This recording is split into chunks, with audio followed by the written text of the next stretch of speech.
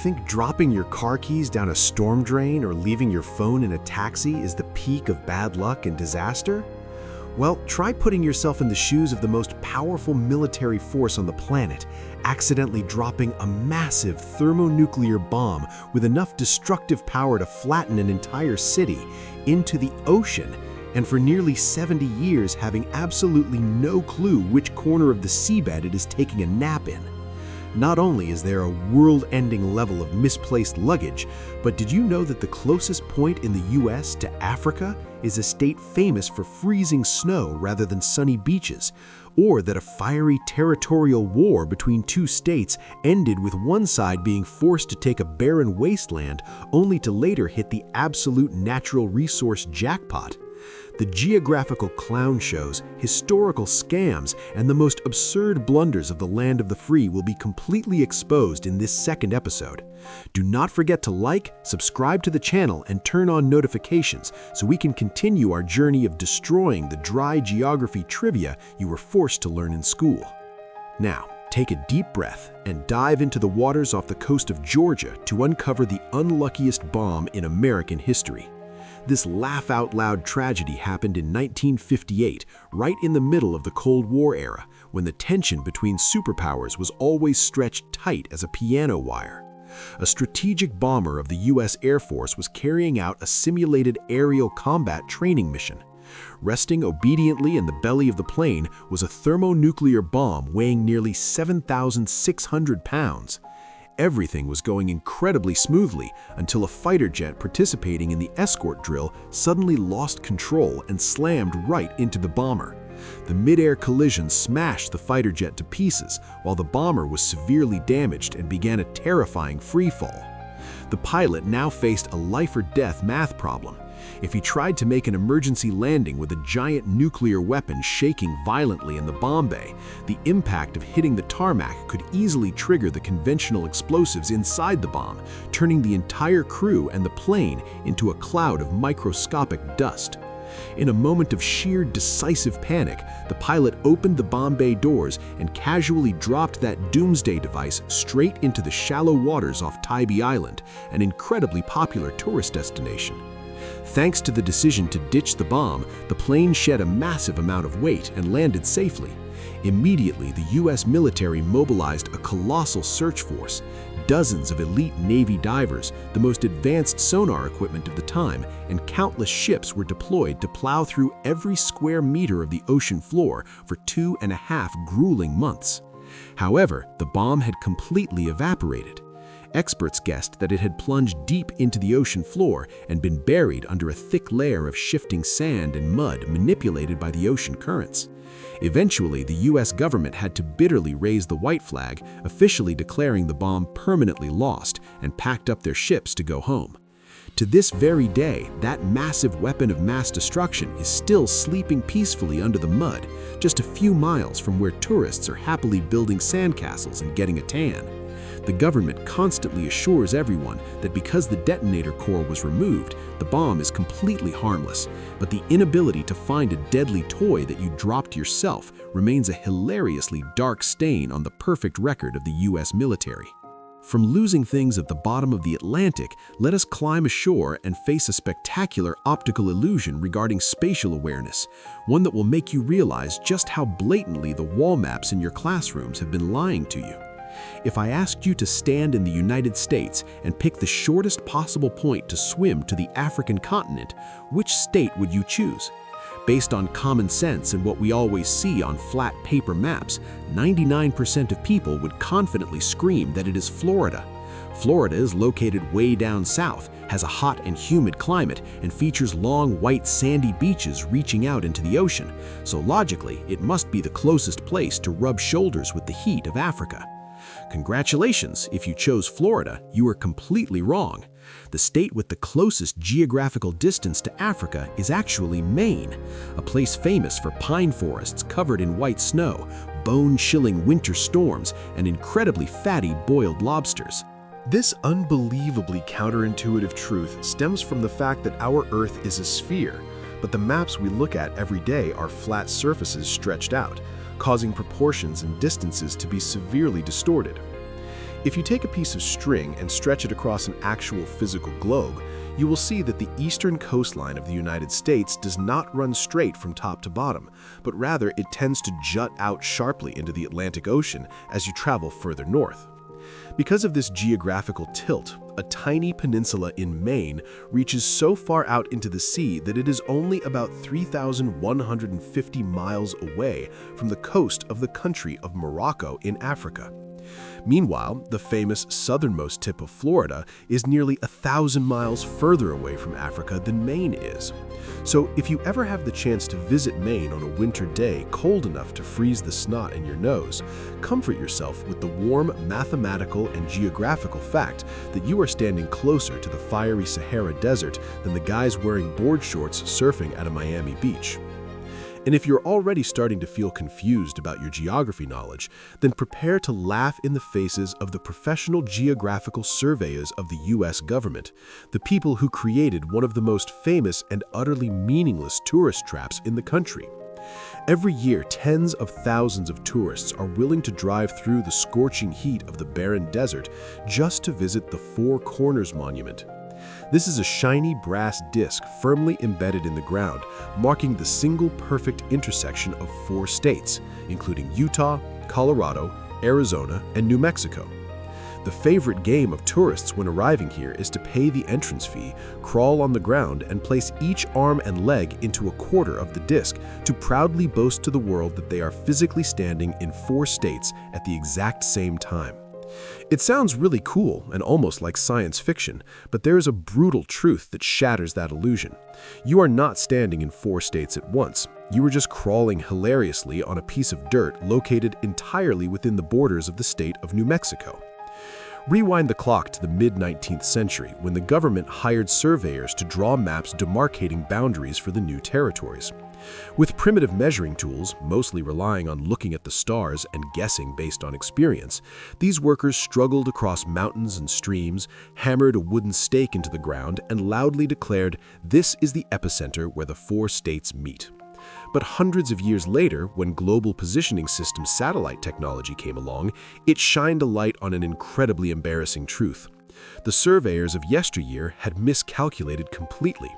The actual intersection of the 4 states is located over 1,800 feet away from that glamorous brass disc, and it is just a patch of dry, rocky dirt that nobody even bothers to look at. When this mistake was exposed in the newspapers, many tourists were furious to realize that their show-off photos were actually the scam of the century. But instead of spending the money to relocate the monument to the correct geographical position, the Supreme Court and the federal government decided to apply a highly pragmatic mindset. They ruled that fixing the boundary on paper would lead to a mountain of legal headaches, so they just decided to lock in that brass disc as the official border. Defying science, technology, and objective truth, the government legalized a stupid mathematical error, and tourists continue to happily shell out cash to pose on a legally protected geographical deviation. While peaceful tourists lie on fake borderlines, back in the day, 2 other American states actually grabbed their guns and almost blew each other's heads off just because of a wrongly drawn line on a map. If you think wars only break out over sparkling gold mines, black oil wells, or sacred lands rich in historical value, then welcome to the Toledo War, the most comical armed conflict of the 19th century between the state of Ohio and the state of Michigan. And the thing that made both sides willing to shed blood was a narrow strip of land full of mosquitoes, mud, and swamps called the Toledo Strip. The root cause once again calls out the slow and sloppy map makers of Congress. They drew 2 overlapping maps, one handing this piece of land to Ohio and the other shoving it into the hands of Michigan. Both states stubbornly claimed this swampy land because they believed the river flowing through it would be a fantastic waterway for transporting goods, helping them rake in cash. The tension escalated to the breaking point. The governors of both sides immediately declared a state of emergency, mobilized hundreds of local militiamen, armed them with everything from muskets and meat cleavers to wooden clubs, and aggressively marched their troops right to the edge of the swamp. For months, these 2 armies boiling with fighting spirit, stood glaring at each other across a mud puddle. They constantly swore, screamed insults, and occasionally fired their guns into the air to intimidate the other side, but absolutely no one dared to step up and fire the first lethal shot. The only violent event, and also the only casualty in this entire fierce war, actually happened in a tavern. When an Ohio sheriff stepped forward to arrest a citizen of the Michigan faction, the drunk Michigan guy pulled out a tiny fruit-paring knife, lightly stabbed the sheriff in the thigh, and then ran for his life. That was exactly the bloodiest moment of the entire war. Eventually, the president and the federal government got too tired of having to act as referees for two overgrown toddlers fighting over a mud puddle, so they intervened and forced them to sign a division treaty. Congress awarded the Toledo Strip to Ohio, making them as ecstatic as if they had just won the World Cup. To soothe the bitterness of the losing side, Congress forced Michigan to take a massive, freezing, desolate, and bear-infested territory way up north known as the Upper Peninsula. At the time, the people of Michigan screamed in outrage, cursing the government because they thought they had been scammed into trading a potential seaport for a garbage dump full of ice and snow. But history always knows how to play jokes on humanity. A few decades later, it was discovered that the desolate garbage dump Michigan was forced to take was actually one of the largest copper and iron ore deposits in the world, along with massive timber forests that brought them billions of dollars in wealth. The state of Michigan bitterly lost a mud-throwing fight, but accidentally won a massive geographical lottery ticket handed over by their own rival.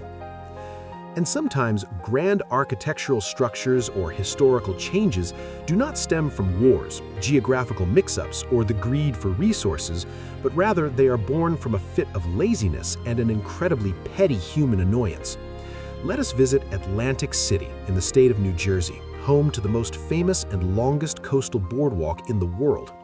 When you see a beautiful wooden path winding for miles along a romantic beach, you would probably think it was designed by some romantic architect with the desire to create a wonderful walking space for people to immerse themselves in nature.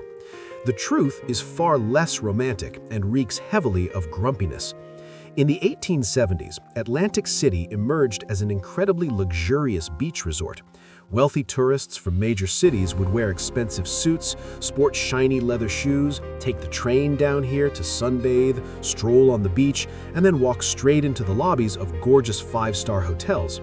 But they brought with them an absolute nightmare for the service workers, which was sand. Mountains of wet, sticky, gross beach sand clung to the shoes of thousands of people, and they innocently dragged their feet, rubbing it all over the expensive imported carpets in the hotel lobbies and on the train cars. Hotel owners and train conductors literally lost their minds, having to break their backs sweeping, vacuuming every single day, and constantly having to throw away carpets that were torn to shreds by the abrasive sand. Finally, a hotel owner and a train conductor, fueled by an absolute pure hatred for cleaning up sand, came up with an incredibly bold solution. They submitted a petition to the city council requesting permission to build a giant wooden walkway completely separated from the sand. The sole purpose of this project was to create a barrier, forcing those rich guests to take their ocean view strolls on a clean wooden platform and then obediently return to their rooms without ever letting the heels of their shoes touch the actual beach. The city council nodded in agreement, and just like that, the first wooden boardwalk was born.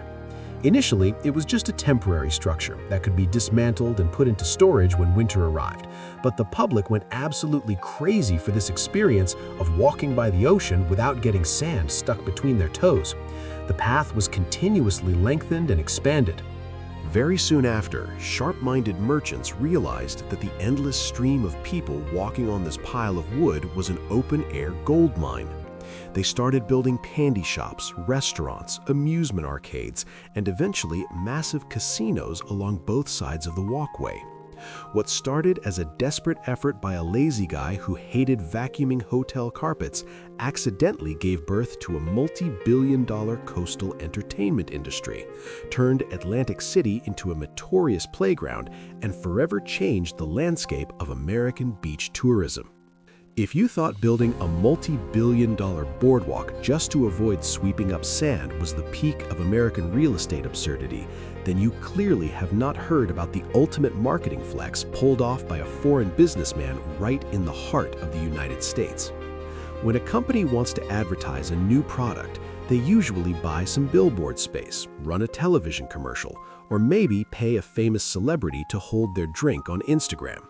But why stop at a billboard when you can just buy an entire American town and rename it after your brand? Welcome to Beaufort, Wyoming, a place that once proudly held the title of the smallest town in America. For years, this town had a population of exactly one person. His name was Don Salmons, and he was the absolute king of his tiny empire. He was the mayor, the postmaster, the gas station attendant, and the janitor all rolled into one. But in 2012, Don decided he wanted to retire and put his entire town up for auction. And this is where the story takes a wildly unexpected turn. A Vietnamese businessman named Pham Dinh Nguyen, who had never even set foot in Wyoming, decided to drop $900,000 to buy the entire town. He did not buy it to live there, and he certainly did not buy it for the freezing Wyoming weather. He bought the town, including the gas station, the convenience store, the schoolhouse, and the precious zip code, purely as a massive, elaborate marketing stunt for his coffee company. He officially renamed the town to Phin Deli Town Beaufort, effectively turning a piece of American geography into a permanent legal advertisement for traditional Vietnamese iced coffee.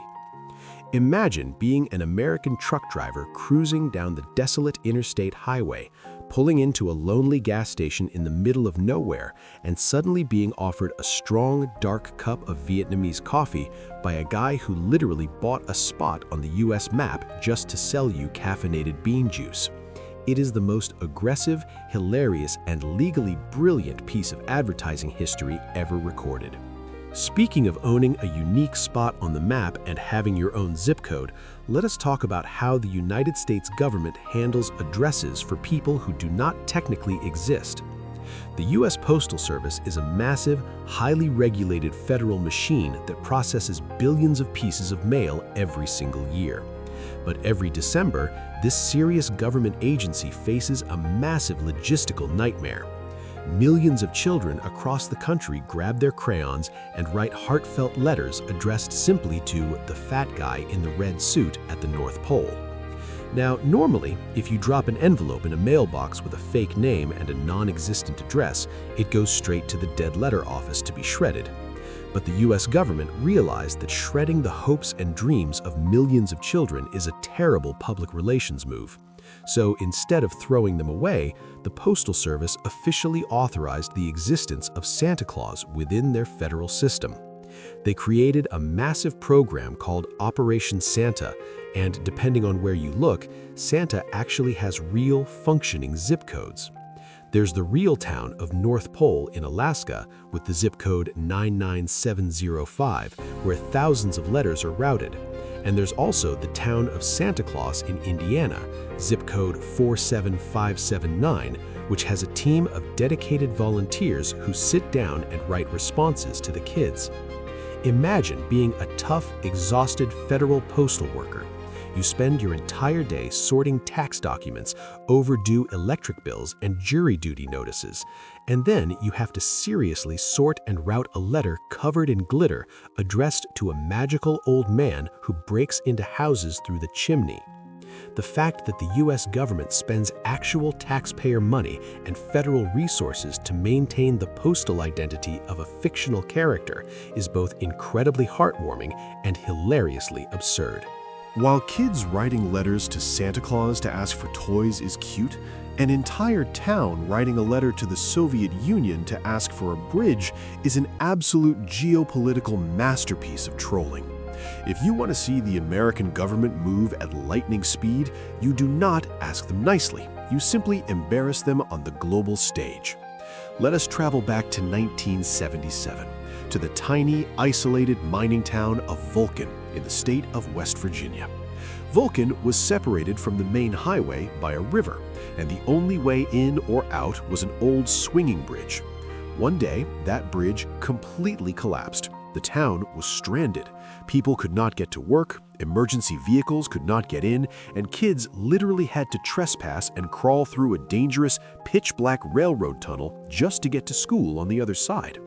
The residents begged, pleaded, and petitioned the state government to build them a new bridge. But the politicians essentially shrugged their shoulders, said there was no budget, and completely ignored them for 2 straight years. The town was desperate, and the unofficial mayor, a clever local bartender named John Robinette, decided to play the ultimate wild card. Right in the middle of the incredibly tense Cold War, when America and the Soviet Union were pointing nuclear missiles at each other, John sat down and wrote a formal letter to the Soviet embassy in Washington, D.C. He asked the communist government of the USSR for foreign aid to build a bridge for a forgotten American town. He basically said, "Our capitalist government has abandoned us. Can you communists please help?" It was a joke born out of pure frustration, but the punchline hit harder than anyone expected. The Soviets actually responded. They thought it was the greatest propaganda opportunity of the century. They sent a prominent Russian journalist, complete with a camera crew, down to the tiny town of Vulcan to document the tragic failure of American infrastructure and capitalism. The moment the US government realized that Soviet reporters were walking around a West Virginia town interviewing angry American citizens who were begging Moscow for help, absolute panic erupted. The state politicians were sweating bullets. Suddenly, miraculously, the lack of budget was no longer an issue. Within hours of the Soviet visit making the news, the state government aggressively fast-tracked the project, secured the funding, and a brand new bridge was built for the town of Vulcan almost overnight. It is the ultimate proof that politicians will happily ignore your suffering for years, but the moment you threaten their pride in front of their worst enemy, they will move mountains, or in this case, build bridges at the speed of light. The politicians in West Virginia were rightfully humiliated by that incident, but if we are talking about state-level embarrassment, the entire state of California is currently flying a massive flag of irony every single day. If you look at the official state flag of California, you will see a beautiful, bold design featuring a solitary red star and a magnificent, fierce California grizzly bear walking on a patch of grass. It's an iconic image that symbolizes the untamed wilderness, the rugged independence, and the immense strength of the Golden State. There is just one incredibly awkward, almost painfully dark problem with this symbol of state pride. The California grizzly bear is completely and utterly extinct. And who was responsible for wiping this majestic creature off the face of the earth? The very same Californians who put it on their flag. Back in the 19th century, when settlers, gold miners, and farmers flooded into California, they saw the grizzly bear not as a symbol of pride, but as a dangerous nuisance that ate their livestock. They hunted them, trapped them, and poisoned them with an absolute relentless fury.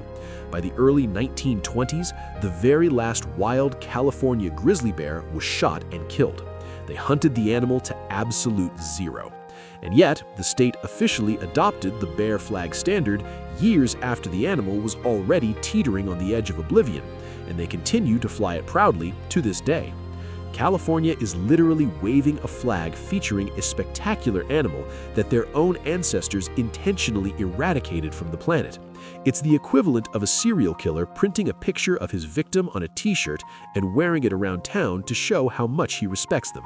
Every time the wind blows and that bear flag flutters in the California sun, it is not just a symbol of strength, it's a giant floating tombstone and a hilarious reminder of human hypocrisy. From the slow, tragic extinction of the past, let us fast forward to the blistering, mind-melting speed of the modern technological era. We have all experienced the intense rage of terrible internet.